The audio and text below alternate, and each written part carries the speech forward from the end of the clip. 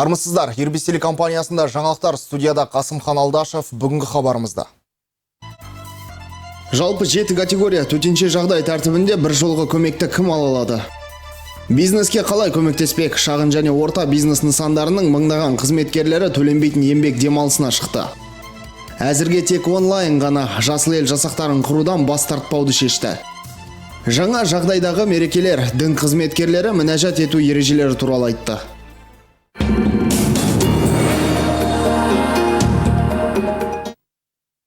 Назар аударыңыз, Ирбис телекомпаниясы енді екібастұзда цифрлық эфирлік хабар тарату абоненттері үшін қол жетімді. Коммерциялық және мемлекеттік ұйымдарды серіктестікке шақырамыз. Сіздер үшін жаңалықтардағы сюжеттер мен бейне роликтерді орналастыру және дайындау, логотиптер мен хабарландыруларды орналастыру. Барлық клиенттер үшін жеңілдіктер, бонустар мен тиімді ұсыныстар. Барлық сұрақтар 8-7182 550855 8-701 918 15-60 телефондары бойынша жарнама бөліміне хабарласуға болады. Арматураланған газоблок 420 теңгеден, телефондары 78 32 32 78 42 42.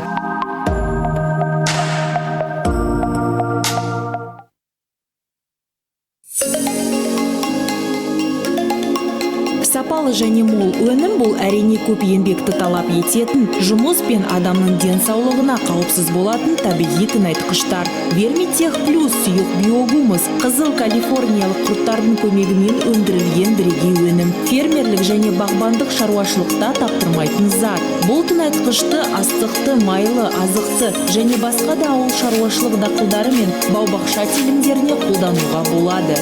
Сұйық биогумус Вермитех плюс жақсы және пайдалы өнімдер. Қаланың бағбандық дүкендерінен сұраңыздар. Телефондары 39 34 34 39 34 90 8 777 938 23 44.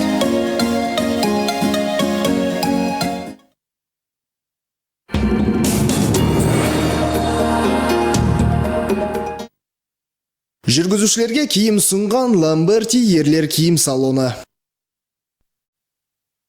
Аймағымыздың 200 мыңнан аса тұрғынына лайықты демалысқа шығу жөніндегі төлемдер бойынша қайта есептеу жүргізіледі. Естеріңізге сала кетейін, ел президенті өз жолдауында зейнетақы мен атаулы әлеуметтік көмекті қоса алғанда мемлекеттік жәрдемақыны жылдық өрнекте 10%-ға индексациялауды тапсырды.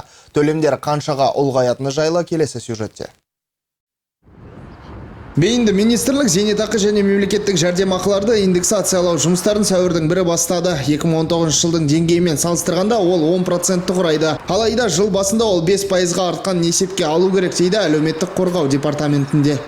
То есть повышение общее составит. Яғни зейнетақы жалпы 10%-ға ұлғаяды, бірақ қазіргі уақыттағы төлемдермен салыстырғанда ол 5%-ке артады. Мысалы, минималды зейнетақы төлемін алатын болсақ, қаңтардың 1-і ол 38.636 теңгені құрады. Сәуірдің 1-нен ол 40.441 теңгені құрайды. Осы жағдайды қарасақ, орташа 1500 теңгеге артады. Ұлғаю деңгейі базалық зейнетақы көлеміне байланысты дейді мамандар. Павлодарлық тұрғындар аталмыш өзгеріс енгізілгені жайлы бірінші рет естіп тұрғандарын айтуда. Рады будем, конечно. Ондай хабарды білмеймін. Шын болса әрине қуанамыз. Саяжайға баратын көлікке жұмсайтын қосымша қаражат болады. Ақшадан кім бас тартады? Ну, не знаю я это первый раз слышу от вас. Бұл туралы естімеппін. Сіздерден бірінші рет біліп отырмын. Өте жақсы, Құдайға шүкір. Не знаю. Айта кетейін, аймағымызда 200 мыңнан аса төлем алушыға индексация жасалады екен. Ол 28 сәуірге дейін жалғасады. Мамырдан бастап зейнеткерлер ұлғайтылған төлемдерді алатын болады. Қасымхан Алдашев, Тимофей Голев, Валерий Павлов, Ирбис телекомпаниясы. Төтенше жағдай кезінде берілетін 42.500 теңгені тек 7 категория ғана алалады. Ол туралы бүгін жұмыспен қамту және әлеуметтік бағдарламалар бөлімінде айтты. Толығырақ тілші материалында. Бүгін төтенше жағдай кезеңінде төленетін 42.500 теңгені алатын 7 категория туралы айтты. Олар шағын, орта және микробизнес субъектілерінің төтенше жағдай кезінде жұмыссыз, жалақысыз қалған жұмысшылары, жеке кәсіпкерлер, жеке практикамен айналысатын адамдар, бірыңғай жиынтық төлемін төлеушілер. Лица, занимающие частной практикой. Міндетті зейнетақы жарнасы аударылған, қызмет көрсеткен үшін азаматтық құқықтық сипаттағы келісімшарт бойынша табыс тауып жүргендер, карантин енгізілген елді мекендердегі ірі бизнес субъектілері, өзін өзі жұмыспен қамтығандар және ресми тіркелмей жұмыс істегендер. Әлеуметтік қорғау бөлімінде әр өтінішті жеке қарайтындарын жеткізді. Айта кету керек, жұмыссыздық бойынша жәрдемақы алатындар мен жұмыспен қамту орталығында есепте тұрғандар өтініш бере алмайды. 7 категорияға енетін азаматтар бірыңғай жиынтық төлемді қай уақытта төлесе де маңызды емес. Было ошибочно, что Бұған дейін төтенше жағдайға дейін төленуі керек деген болатын. Тіпті қазір барып төлеп ертең 42.500 теңге алуға өтінім берсе болады. Павлодар қаласы бойынша 1790 адам өтінім берген. Оның ішінде 552 адам 42.500 теңгені алып үлгерген. Бұл шамамен 23,5 миллион теңгедей. Бибінір Мұқашева, Максим Носков, Ирбис телекомпаниясы.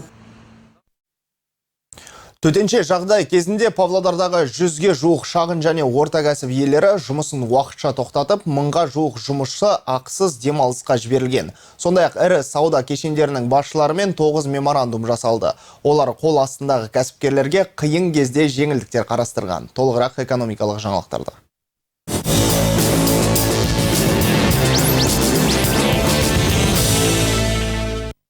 Төтенше жағдай кезінде павлодарлық 100-ге тарта кәсіп иелері жұмыстарын уақытша тоқтатуға мәжбүр болды. Ал 1000-ға жуық жұмысшы ақысыз демалысқа жіберілген. Олар кинотеатрлар, спорт кешендері мен түрлі ойын-сауық өткізетін мекемелер. Осы орайда табысы төмендеген шағын кәсіпкерлерге ірі сауда орталықтары басшылығынан жеңілдіктер қарастырылатын болды. Арендные ставки. Коммуналдық жеке меншіктегі 300-ге жуық кәсіпкерлерге біз жалға беру сомасын алып тастадық. Бұндай жеңілдіктер төтенше жағдай кезінде өте маңызды. Сондай-ақ ірі сауда кешендерінің басшыларымен 9 меморандум жасадық. Олар қол астындағы кәсіпкерлерге қиын кезде жеңілдіктер қарастырған. Қазір олардың жұмыс уақыты қысқарды, яғни жалға беру сомасын төмендетті. 6 меморандум Павлодар қаласында, қалған 3-еуі Екібастұзда.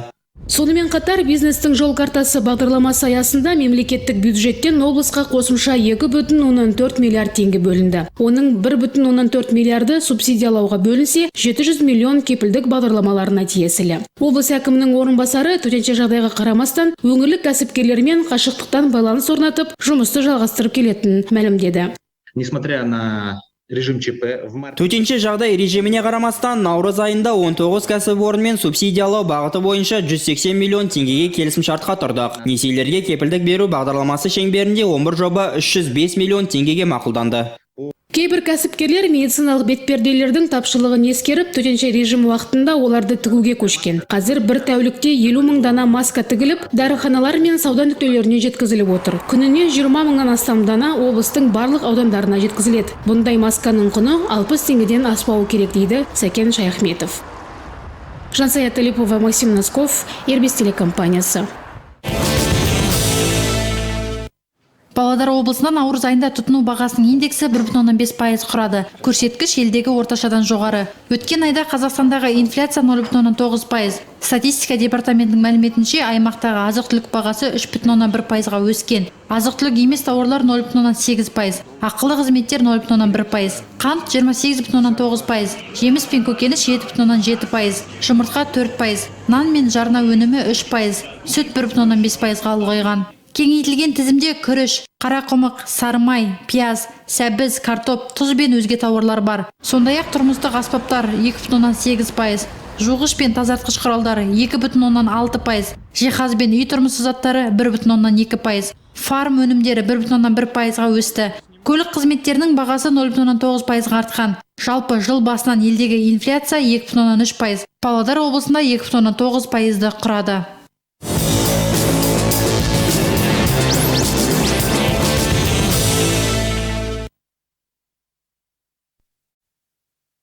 Бипек Авто, Азия Авто компаниялар тобы павлодарлық еріктілерге де қосымша көмек жасауда. Төтенше жағдай мерзімінде олар тұрғындарға азық-түлік пен қажетті құралдарды жеткізу үшін волонтерларға 3 темір тұлпар ұсынды. Келесі сюжетте толығырақ. Бәрі жақсы болады. Дәл осындай жапсырмалары бар Лада көліктері павлодарлық еріктілерге берілді. Жалпы саны 3. Жергілікті волонтерлар Бипек Авто, Азия Авто жасаған көмек түрі азық-түлікті жедел түрде жеткізу мәселесін шешуге көмектесетінін атап өтті. Во-первых, нам бы хотелось выразить благодарность для нас. Алдымен осындай қиын уақытта көмек қолын созғандары үшін алғысымызды білдіргіміз келеді. Карантин аясында біз жақсылық себетті акциясын іске қостық. Біздегі көліктері бар еріктілер жұмыста болғандықтан мекенжайларға азық түлікті жеткізумен қиындықтар туындайтын. Енді бұл мәселе шешілді. Группа компаний Біздің компаниялар тобы көліктерді өздерінің экипажымен бірге береді. Оларды күтуді және ұстауды өз мойнына алады. Яғни жүргізушілерімізге жалақы төленеді. Бұл елімізге енгізілген төтенше жағдай мерзіміне қарастырылған. Бипек Авто, Азия Авто қазіргі күшейтілген жұмыс тәртібін бағалап, коронавирусқа қарсы құрылған Павлодарлық жедел штабқа 4 көлік ұсынды. Компаниялар тобы басшылығының айтуынша, аталмыш жағдайда жеделділік пен отқырлық өте маңызды. Қасымхан Алдашев, Дмитрий Моисеенко, Ирбис телекомпаниясы. 42.500. Бұл қазір әлеуметтік желіде қызу талқыланып жатқан тақырыптардың бірі. Интернетте халыққа қызмет көрсету орталықтары мен банктерді торуылдаған адамдар туралы ондаған бейнероликтерді көруге болады. Жүздеген қаралым мен соншама комментарий. Ал Ақсуда балалар алаңы батпақта қалған. Осы және басқасы алдағы айдарда. Әлеуметтік желі жаңалықтарының демеушісі Биосат саяжай дүкендерінің желісі. Бізбен бірге өсіңіз.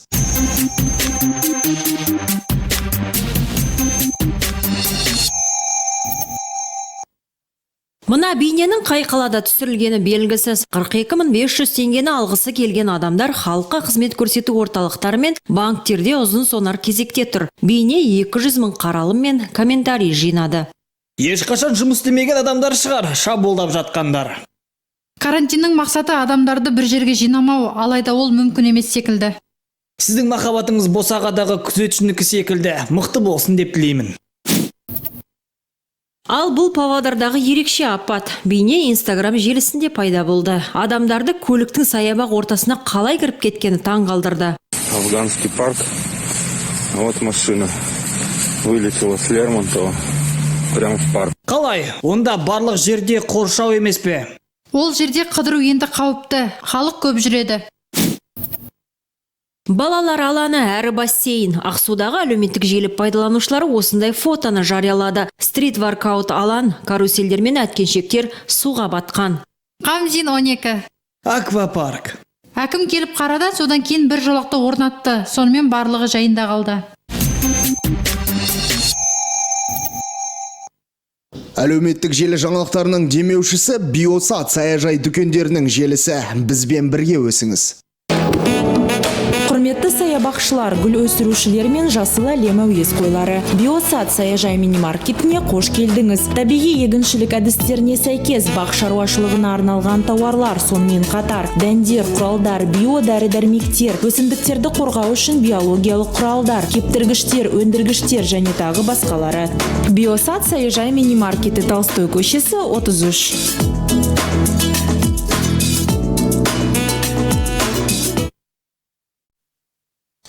Бірінші кезекте қауіпсіздік. ЕК акционерлік қоғамы өз қызметкерлері, туыстары және жақындары туралы ойлайды. Ақсу электр станциясының аумағында және шығыс кенішінде қорғау шаралары күшейтілді.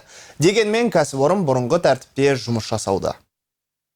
Төтенше жағдай тәртібі енгізілгеніне қарамастан шығыс кенішінің қызметкерлері бар күштерін салып жұмыс жасауда. Тіпті рекорд орнатты. Жұмыс уақытын оңтайландыру жағдайында кәсіпорынның өнімділігі 2 есеге артқан. Бұған автопарктың 136 тонна жүкті көтеретін 3 БелАЗ көлігімен толықтырылуын септігін тигізді. Үздіксіз өндірісті қамтамасыз ету үшін төтенше жағдай мерзімінде энергетикалық корпорацияда қызметкерлердің қауіпсіздігі үшін қажетті шараларды қолданатын дағдарысқа қарсы штаб құрылды. Оның бір бөлігі қашықтан жұмыс жасауға көшті. Бірінші кезекте аумақты бөлмелерді, күнделікті адамдарды тасымалдайтын көліктерді дезинфекциялайды. Бұл Ақсу электр станциясы 6 және шығыс кенішінің 15 автобусы. Евразиаттық энергетикалық корпорация акционерлік қоғамы барлық қызметкерлері жеке қорғаныс құралдары, бетперде және қолғаптармен қамтамасыз етілген. Кіру және шығу кезінде әрқайсысы тепловизор арқылы тексеріледі. Қашықтықты сақтау үшін метр аралығында белгілер салынды. Айтмұхамбет Айғожа, Азиза Сабай, Александр Колесников, Ирбис телекомпаниясы. Шығыс Қазақстан облысынан келген жауынгерлер кезекті ауданда залалсыздандыру жұмыстарын бастады. Естеріңізге салсақ, арнайы жасақ Павлодарға өткен аптада келген болатын. Толығырақ тілшіміз жалғастырады. Жауынгерлерді Павлодарға полицейлер шығарып салды. Ілесіп жүру шарасына 14 әскери техника жұмылдырылды. Жалпы 220 адам. Олардың 20-сы офицерлік құрам. Олардың басы мақсаты коронавирус инфекциясы таралуының алдын алу. Біздің осындай елімізде қиын жағдай болып жатқан кезде біздің отанымызға қызмет ету біздің басты міндетіміз. Қазіргі таңда 6 секторға бөлінген, оның 3-і аяқталды, 3-і енді істеледі. Біздің жұмыс уақытымыз таңғы 9-дан сағат әветкі 2-ге дейін. Қазақстан Республикасының қарулы күштер министрінің бұйрығымен Шығыс өңірлік қолбасшылығы Семей қаласынан 44-793 әскери бөлімнен Павлодар қаласына дезинфекциялық жұмыс жасау шараларын жасауға келдік.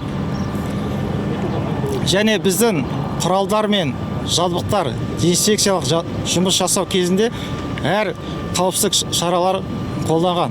Іс-сапарға келгендер тек қана қаланың Орамішілік ауданын өңдейді. Естеріңізге салсақ, арнайы жауынгерлер бір апта осында болады деп жоспарлаған. Алайда бүгін дезинфекция шарасы толықтай аяқталғанша дейін болатындарын жеткізді. Жалпы 6 сектордың 3-і өнделді. Павлодардың оңтүстік бөлігінде жұмыстар жалғасын табады. Айдынмұхамбет Айғожа, Байсерік Қонақбаев, ERBS телекомпаниясы. Үйілген шөлмектер, сынған люминесцентті шамдар мен шатырдан салбыраған сымдар. Павлодарлықтар шенеуніктерден осындай мәселелерге назар аударуды сұрайды. Одан бөлек полицейлерден сақ болуға шақырады. Мобильді қосымша уақыты келді, қарайық. Мобильді қосымшаның демеушісі Мега сауда үйі. Беларусь жатын бөлмелері мен жиһаздарына жеңілдік сыйлайды.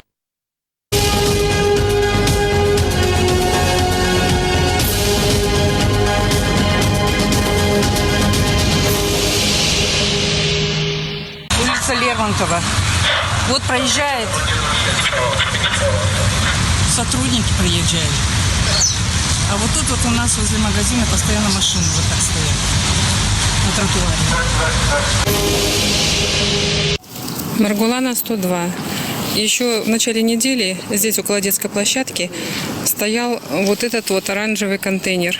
Его убрали недавно, видимо. А под ним были разбиты люминесцентные лампы. Ходят все, дети, взрослые. Неизвестно, чем это грозит. Хотел задать вопрос, кто вот это должен убирать? Этот мусор уже несколько лет собирается, постоянные пожары и крыша горит. Это гаражи, получается, вот пешеходный мост. Там автовокзал, там ЖД вокзал. Здесь киоск. Постоянно покупают алкоголь, тут распивают, бросают это все мусор. Скажите, кто за это должен отвечать? Здесь ни бачков, ничего никогда не было. Гагарина 81. Уже лет 5, наверное, 6, если не ошибаюсь. Собирается вот такая лужа. Под лужей этой ямы. Машины все страдают. Примите меры, пожалуйста. Вот машины есть, детям не пройти, ничего вообще. С крыши какие-то идут провода, непонятно какие. Под электричеством или нет. Несколько проводов с крыши. Можно, наверное, думаю, как-то их убрать. Дом Павлова 42. Уже висит больше недели, и никто не хочет его убрать. Камзина 104. Опасно для жизни детей и всех проходящих мимо. Напротив памятника Тараигырова стоит вот такая ваза красивенькая. Хочется сказать спасибо изобретателям. Очень красиво. Спасибо.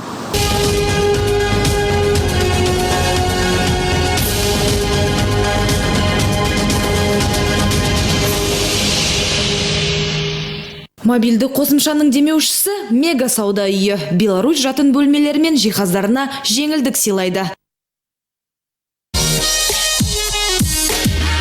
Мега жеңілдіктер, мега таңдау, мега жиһаз. Заманауи қонақ жай бөлмелер, мега жайлы жатын бөлмелер, керемет түскі ас зоналары. Ресей мен Беларусь фабрикаларына мега үлкен таңдау. Классика үлгілерін ұнататындар үшін әдемі нұсқалар. Ықшамды модерн, мега заманауи интерьер үшін кез келген талғамға сай келетін жиһаздардың алуан түрлері. Мега сауда үйі сіздерді жаңа түсімге шақырады. Мега жойқын.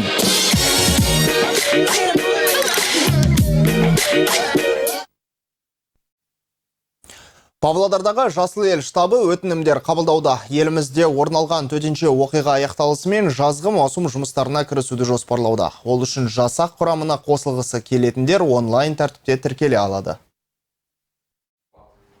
Жасыл ел жасағының жауынгерлері әдетте сәуір айынан жұмысқа кірісіп кететін. Биылда 3 бағытта жұмыс істеуді жоспарлауда. Бұл құрылыс, экологиялық және волонтерлік сала. Қазір кеңседе ешкімді қабылдамайды. Дегенмен де жастар өтінімді әлеуметтік желі көмегімен бере алады. 16-дан 29 жасқа дейінгі оқушылар мен студенттерді шақырады. Онлайн өтінімдер қабылдатын боламыз. Біздің әлеуметтік желілерде Instagram, Facebook, қазіргі мысал TikTok'ка да өзіміздің парақшамызды ашқан болатынбыз. Google форма арқылы сол кіріп біздің нөміріміз бар. Жекеге жазсаңыздар да болады. Өтінімді қабылдап, анау барлық жағдайлар жақсарғаннан кейін жұмысқа алатын боламыз сарбаздарды. Жалақы жайына айтып кетсек, 30 мыңнан 100 мыңға дейін. Айта кету керек, ең көп жалақы құрылыс саласында. Сонымен қатар биылдан бастап сарбаздарға зейнетақы аударымдары мен әлеуметтік медициналық сақтандыруға ақша аударылады. Жазғы маусымға 1000 адамға дейін қабылдауды жоспарлауда. Биыл еріктілер жылы болғандықтан бұл салаға да көп мән бермек. Бибінұр Мұқашева, Максим Носков, Ирбис телекомпаниясы.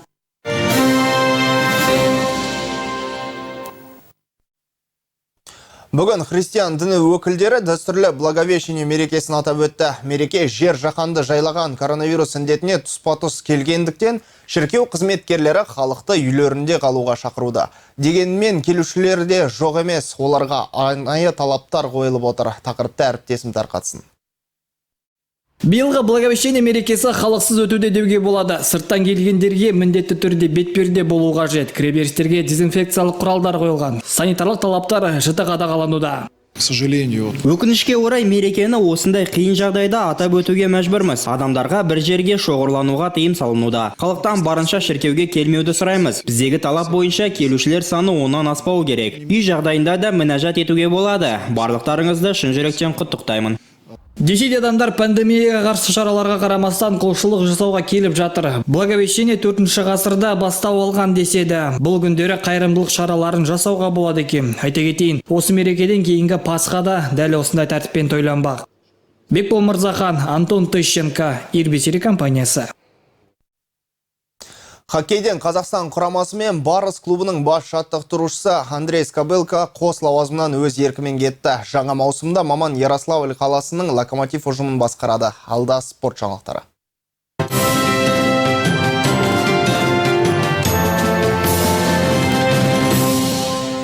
Спорт жаңалықтарының демеушісі Экоскат сауда маркасы. Сіздің өнімдеріңізге аса қамқорлықпен.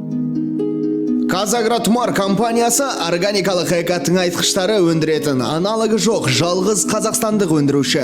Биогумат Экоскат аса тиімді қойылтылған өсуді ынталандыратын органикалық тыңайтқыштарды ұсынады. Экоскат бұл әмбебап тыңайтқыш дәнді, майлы көкөніс дақылдарына арналған. Экоскат экологиялық таза, қоршаған ортаға зиян келтірмейді. Көшеттер мен топырақтың микробиологиялық құрамын жақсартады. Өсімдіктердің дамуын мен өсуін арттырады. Экоскат тамшылата суару жүйелерінде, сонымен қатар сепкіштердің барлық үлгілері, оның ішінде шағын көлемді нұсқаларда қолданылуы мүмкін. Экоскат жағымсыз ауа райы салдарынан зардап шеккен өсімдіктерді қайта қалпына келтіреді. Биогумат Экоскат сіздің өнімдеріңізге аса қамқорлықпен.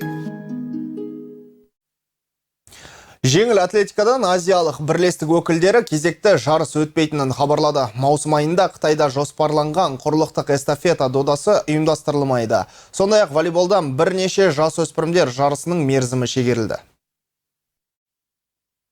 Көктемгі біріншілік өтпейді. Балалар жасөспірімдер лигасы тоқтатылды. Шегеру мерзімі де белгісіз. Жарыс бағдарламасы бойынша ойындар 3 жас тобын қамтиды. Үлкендер, яғни U17-лер үшін бұл маусымның қорытынды додасы болған. Чемпионат последний год. Бұл маусымның соңғы жарысы. Оған үлкен міндет артқан болатынбыз. Күз және қыс мезгілінде өткен біріншіліктерде қателік жасадық. Көктемде жеңіске жеткіміз келді. Команда жақсы дайындалған. Үлкендер тобының жарысында командалардың саны көп. Елдің үздік ұжымы тіркеледі. Жыл сайын елдің үздік 20 ұжымы тіркеледі. Сарапшылардың айтуынша олардың 8-дің деңгейі бірдей. Күзгі жарыста көшбасшылар бірден анықталды. Ал қыста орындармен ауысты. Там было интересно, конечно. Біз жолға шығуға дайын болдық. Бапкерлер ойыншыларға хабарласып, дода болмайтынын айтты. Ауруларымыздың көңіл күйі түсіп қалды. Көктемгі жарысты Өскемен қаласында өткізбекші болған. Бұдан бөлек жоғары және ұлттық лиганың тоқтатылуына байланысты. Аймағымыздың бірнеше волейболшысы негізгі құрамға іліне алмады.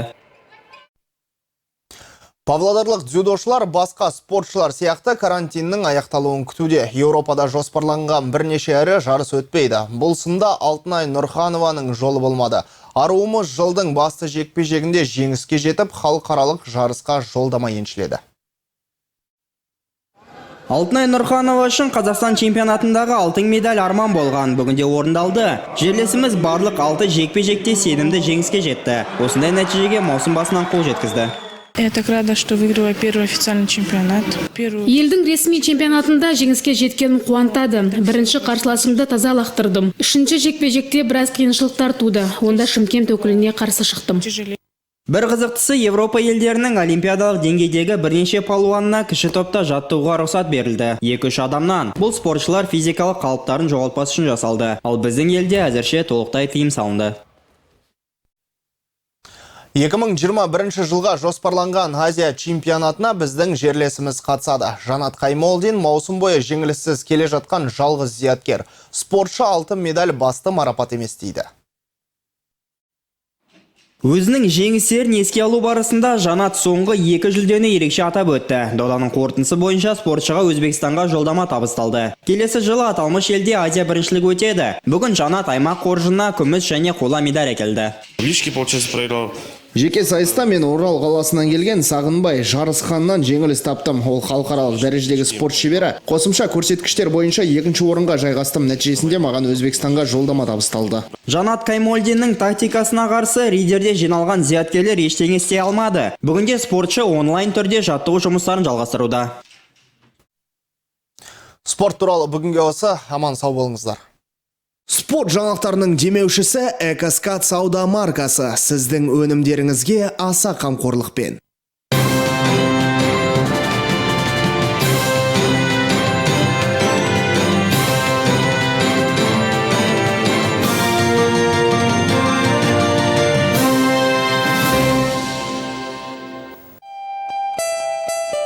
Сәуірдің 8-іне арналған ауа райы болжамымен таныстыратын Бибінұр Мұқашева.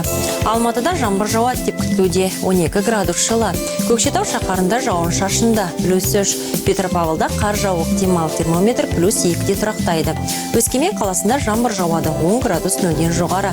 Семейде жаңбырлы күн күтілуде, +14. Қарағанды өңірінде қар ұшқындайды, +7. Ал елордамыз Нұр-Сұлтанда жаңбыр сіркірейді, 7 градус 0-ден жоғары. Қазгидромет орталығының мамандары Павлодарда қар аралас жаңбыр жауатын. Ал температура күндіз +9, түнде -2 градус болатын болжайды. Ал мен сіздермен қоштасамын, күтініп жүріңіздер.